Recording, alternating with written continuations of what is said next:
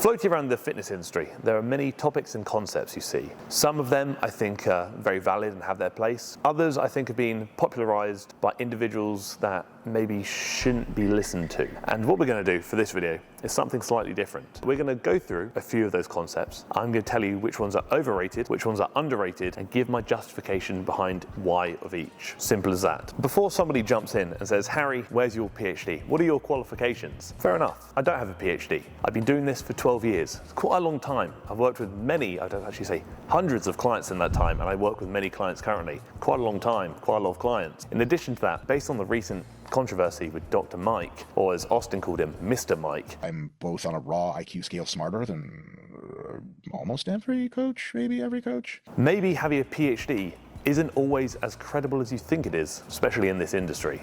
Is the pump overrated or underrated? Overrated.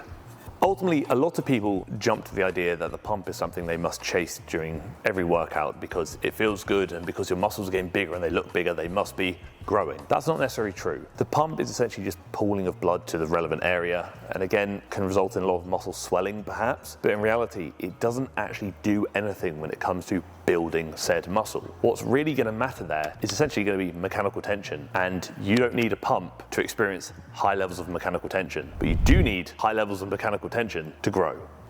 Is frequency overrated or underrated? Underrated.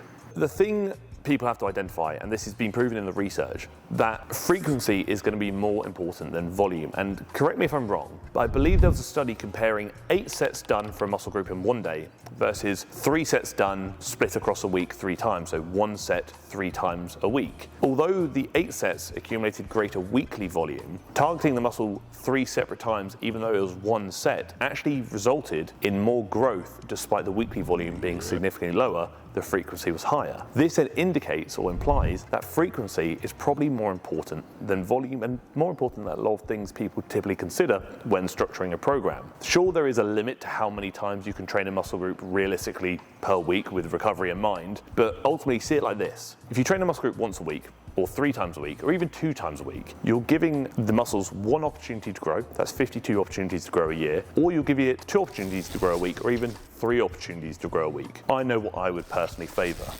Is high protein overrated or underrated? Overrated. I think protein is very important, absolutely. I do not think you need an excessively high amount of protein in your diet to achieve the results you want to achieve or to arguably optimize building muscle. A lot of individuals will basically preach how more protein is better and you should have 2 grams per pound of body weight or something excessively high. I don't think you need to. I think for most people, anywhere from 0.8 to 1 gram of protein per pound of body weight is plenty. I think you actually get better benefit keeping your protein in that green range that I've mentioned and putting the additional energy and calories that you're going to put into more protein and instead putting them into a different macronutrient entirely, which I'm actually going to discuss later on. Is the deep stretch overrated or underrated? Moment.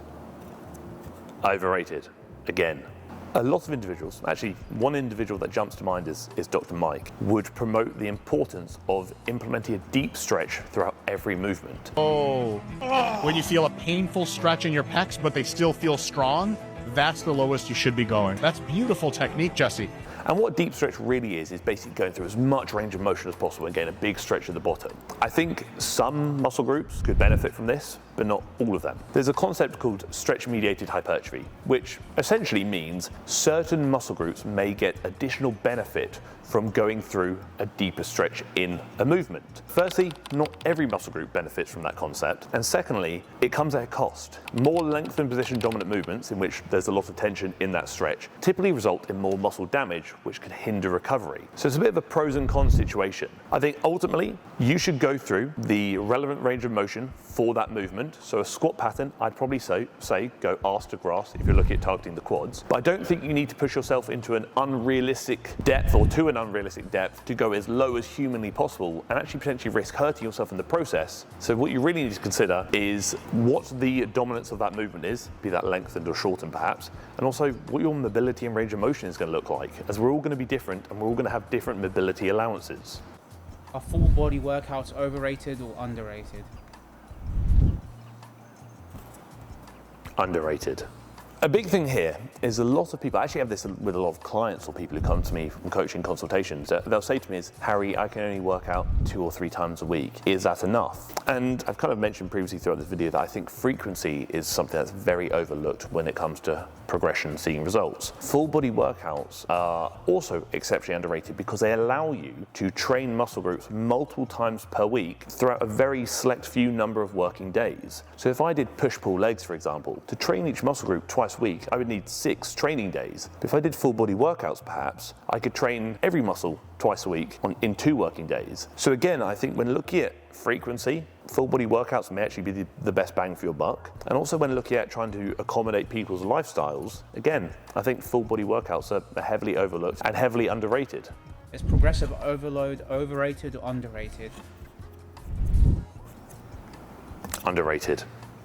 So I'm going to tell you this. So I think people really underestimate how important it is just to get strong. I don't mean just when you want to get stronger as a goal, but I mean when you're trying to build muscle as well. Getting stronger is really important. Progressive overload is essentially a byproduct of 2 things. It means that neural adaptations are occurring, which essentially means when you do a new movement, you will typically progress quite quickly. That's probably because your body is familiarizing itself with the movement and getting better at the movement. It's becoming more efficient. After that point, progressive overload becomes a byproduct of another thing, which is muscle gain. You are building more muscle, therefore are able to hopefully output more force and lift more weights, hence progressive overload, or do more reps. And with that, when people say, oh, I really want to get bigger triceps, one of the easiest ways to simplify that is identify what function that muscle does and get really strong at that function. So to get bigger triceps, get really good at and get really strong at straightening your arm. If you're getting really strong at straightening your arm and you can straighten your arm with twice as much weight as you once could, guarantee your triceps are probably bigger.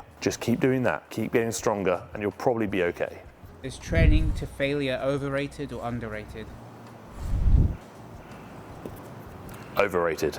So it's going to piss some people off. You do not need to train to failure every set. You actually don't need to train to failure at all. And what I mean by that is when I say to failure, I mean actually failing the movement. Ultimately, when it comes to intensity, there is a green zone, I would say, of anywhere from about 0 to 2 reps in the tank, anywhere in that range. I think training to failure has its place, and to be honest with you, I quite like training to failure because it's less to think about. I just go until I don't think I can do any more, and I've probably gone hard enough. That's pretty good. I think there's also room for people to train to failure, or at least find out where failure is, if they don't have an accurate gauge of intensity, like a lot of people don't. But in training to failure all the time, non-stop, you are going to accumulate a lot of fatigue, which could, in the long run, potentially actually hinder progression. So as long as you're in the green zone of anywhere from 0 to 2 reps in reserve, a mix of that green zone, you're probably going to be okay. But you don't need to beans it every single set, every single session. Is intensity overrated or underrated? Underrated. This is a bit weird because I've just gone on about how going to failure is overrated. There's a difference between going to failure and actually just training with the right level of intensity. Ultimately, what I say to clients is this: the more you put in, the more you'll get out. And that often actually comes down to intensity. The harder you train within reason, the faster you will progress, because most people do not train hard enough. Where they think 2 reps in reserve is, so the end of the green zone will say, probably more like 6 in reserve, and that's not going to do enough to provide enough stimulus for growth. And people say to me, what's the most important thing to look for in a program? It doesn't, to an extent, matter so much what you're doing. What really matters is how hard you're doing it. You could do the best movement in the world with crap intensity, or the worst movement in the world that still trains the target musculature, obviously, with incredible intensity. I know which one I would favor for seeing better results, and that's going to be intensity. When it comes to progression and results in general, intensity is going to be king. Is cardio for fat loss overrated or underrated? Overrated. Oftentimes when people come to me when looking to lose some fat, they typically say, am I going to have to do loads of cardio? And the answer is no. And the way I rationalize is this: cardio has a place, absolutely. But when it comes to sustainable long-term fat loss, I actually order it based on this: food, resistance training, cardio, regarding importance. What people forget to realize is how efficient the human body really is. I could eat 10 Oreo cookies, that's 500 calories. But for me to burn off 500 calories through cardio, that might take me potentially up to an hour. Do you see the difference? I can consume it in minutes, but burn it in potentially hours. The body is so efficient. What most people really overlook is just eating less, doing some more steps, so an indirect form of cardio, and genuinely just lifting some weights. If you want to get an extra couple of 100 calories off, do some cardio post-workout on rest days, you don't need to jump to, I'm going to do hours of cardio every day, when you could probably just eat a little bit less and be okay. Is volume overrated or underrated? Overrated. That was predictable. Volume essentially refers to the amount of total working sets you're doing for a muscle group across a week. If volume was so good, I'd spend hours in the gym, but it's not that great. There is a certain amount of volume you can recover from. And in that, doing more doesn't necessarily mean you're doing better. It gets to a point of almost diminishing returns where you're actually hindering recovery and potentially actually limiting muscle growth. I'd say this, intensity is far more important than volume. It's not how much you're doing, it's how well you're doing it. So quality over quantity. The green zone, in my opinion, is training every muscle group, let's say 2 or 3 times a week, and making sure you're doing anywhere from 4 to 12 working sets per muscle group per week. If you're doing that, you're going to be fine, provided you're doing hard enough. That's the big thing, provided you're doing hard enough. You do not need to do 40 sets a week, as some people online may say. What's really going to happen there is you get a lot of muscle swelling and inflammation, which makes you look and feel bigger until it goes down. Doesn't mean you've built more muscle. You're actually probably just going to hurt yourself because you're over-fatigued and under-recovered. Try doing less, just put more into what you are doing, and you'll probably be okay. Is time under tension overrated or underrated? Overrated.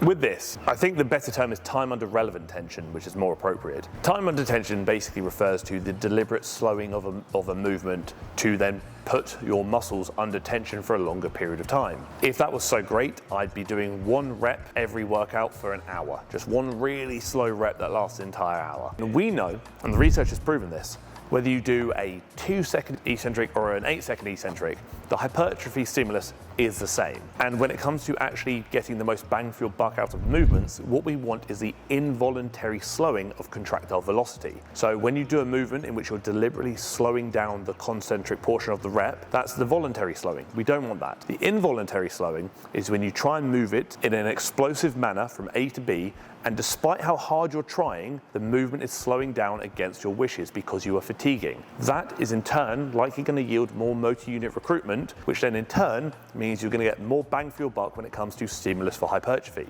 Set aside time under tension, I just say to people, a controlled eccentric, an explosive concentric, and you're probably going to be fine. Are supplements overrated or underrated? Overrated. Supplements are there to supplement, not replace. A lot of people will put all this value and emphasis on supplements as this is going to help you get from A to B. This supplement is going to lead to loads of muscle growth. This supplement is going to help you with so much fat loss. They're not that great. A good protein powder can be quite convenient when it comes to getting your protein intake in. Some basic health supplements are quite convenient on top of your regular, hopefully good diet, and some creatine monohydrate is pretty bloody good when it comes to cognitive function, but probably doesn't do as much for muscle building as you think it does. Are there supplements I take? Yeah, all the things I've listed previously are all supplements I take. But like I said, there's no magic pill, there's no magic shortcut, and these will only supplement and make something a tiny bit better. They will not replace. So I'd probably save your money in a lot of cases and put more emphasis on eating better, training harder, and maybe even hiring a coach. TFNL Coaching, as always, is linked down below in the description and also the comment section too. So if you want to apply, I'll send you an email after you do so with all the information about what's included, and we'll hop on a free Zoom consultation call in which we can talk about things and you can decide whether it's something you want to consider or something that maybe isn't right for you right now. Never any pressure. Just know that if you want to hop on a free call with me, it's linked down below and we'll go from there. Is mind-muscle connection overrated or underrated? Swapped it around. Overrated.